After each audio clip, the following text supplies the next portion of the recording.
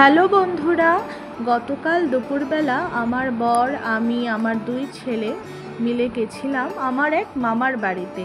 সেখানে লোকনাথ বাবার পুজো ছিল। ওরা প্রতি বছরই জন্মাষ্টমীর দিন লোকনাথ বাবার পুজো করে। তো অনেক সময় বসলাম, মামির সাথে গল্পগুজব করলাম, ফটো তুললাম, অনেকের সাথেই দেখা হলো। তারপর প্রসাদ খেয়ে আমরা চারজনই আরেকটি জায়গায় নিমন্ত্রণ ছিল, মনসা মায়ের পুজো ছিল আমার পাড়াতেই আরেকটি বাড়িতে। তো সেখানে গেছিলাম। ওরা প্রতি বছরই অষ্টনাগের পুজো করে, ভীষণ সুন্দর দেখতে, খুব সুন্দর মূর্তিটি। আমার নিশান বসে বসে কি আরামসে বসে প্রসাদ খাচ্ছে, আমিও খেয়ে নিলাম। তারপর বাড়ি ফিরে এলাম।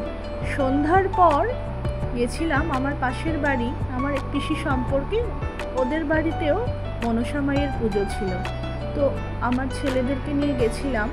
রাস্তাটা একটু অন্ধকার ছিল, তো ওরা আগে আগে যাচ্ছিল, আমি ওদেরকে পেছন থেকে ফ্ল্যাশ লাইটের আলো দেখিয়ে দেখিয়ে নিয়ে যাচ্ছিলাম। তো ওরা গিয়ে আগে আগে ঢুকলো। মায়ের মূর্তিটি না বেশ সুন্দর ছিল। তো ওরা প্রণাম করলো, আমিও প্রণাম করলাম মাকে।